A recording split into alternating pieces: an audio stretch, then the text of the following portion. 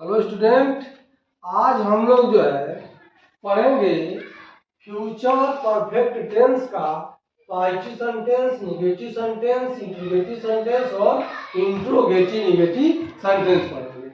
तो positive sentence का rule होता है, सबसे पहले सब्जेक्ट लिखते हैं, उसके बाद विल या शैल का प्रयोग करते हैं, उसके बाद हैव लिखते हैं, उसके बाद जो वर्ब का थर्ड फॉर्म लिखते हैं, उसके बाद ऑब्जेक्ट लिखते हैं।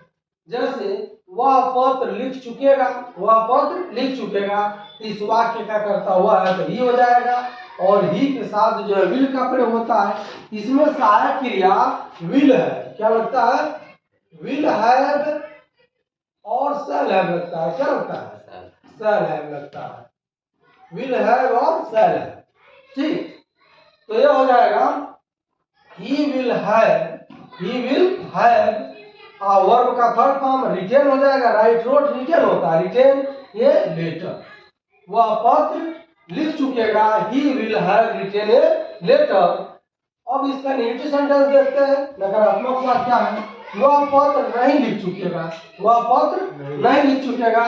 तो सेम यही होता है, केवल जो है नॉट का प्रयोग करते हैं। तो इसमें जो है नॉट का प्रयोग जो है विल और हैव के बीच में करते हैं, शैल और हैव के बीच में नॉट का प्रयोग करते हैं। तो हो जाएगा he will not have written a letter, he will not have written a letter। और यहाँ नहीं समझाया है तो will और have के बीच में नॉट का प्रयोग कर देंगे। सेम जो है पॉजिटिव का ही रहता है। अब देखते हैं हम लोग इसका इंट्रोगेटिव वाक्य। इंट्रोगेटिव, जैसे वह पत्र क्यों लिख चुकेगा, वह पत्र क्यों लिख चुकेगा, इसलिए सबसे पहले क्वेश्चन वर्ड लिखते हैं। तो हो जाएगा why will he have written a letter, और यहाँ पर सब्जेक्ट को will और have के बीच में लिखते हैं। तो हो जाएगा why will he have written a letter, वह पत्र क्यों लिख चुकेगा। अब आते हैं निगेटिव पर, interrogative negative sentence. Interrogative negative sentence हो जाएगा वह पत्र क्यों नहीं लिख चुकेगा, वह पत्र क्यों नहीं लिख चुकेगा। तो सेम यही रहेगा, केवल जो है कर्ता के बाद क्या करते हैं, कर्ता के बाद जो है नॉट का प्रयोग कर देते हैं। ये हो जाएगा why will he not have written a letter, why will he not have written a letter। और जैसे इसमें पास्ट परफेक्ट में है, पास्ट परफेक्ट में भी दो वाक्य जुड़े हुए अधिकांशतः आते हैं। इसी प्रकार फ्यूचर परफेक्ट टेंस में भी अधिकांशतः दो या तीन वाक्य आपस में जुड़े हुए आते हैं। तो ऐसे वाक्यों को कहते हैं कॉम्प्लेक्स सेंटेंस। क्या कहते हैं? Complex sentence. कॉम्प्लेक्स सेंटेंस में जो है दो वाक्य या तीन वाक्य आएंगे, इसको जोड़ करके जो है बनाया जाता है। तो इसमें अधिकांशतः दो वाक्य ही आते हैं। जैसे सूर्य छिपने से पहले वे मैच खेल चुकेंगे, सूर्य छिपने से पहले वे मैच खेल चुकेंगे। तो इसमें दो काम हो रहा है, दोनों फ्यूचर में ही है, लेकिन दो काम हो रहा है। एक काम जो है पहले होगा और एक काम बाद में होगा।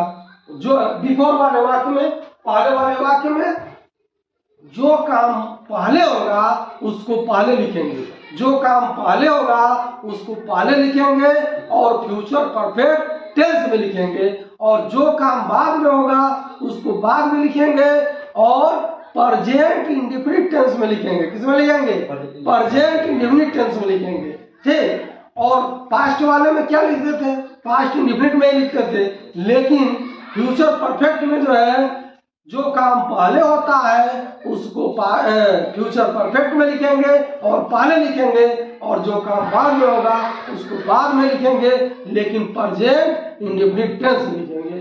तो इसमें सूर्य छिपने से पहले वे मैच खेल चुकेंगे, यानी वे मैच खेल चुकेंगे।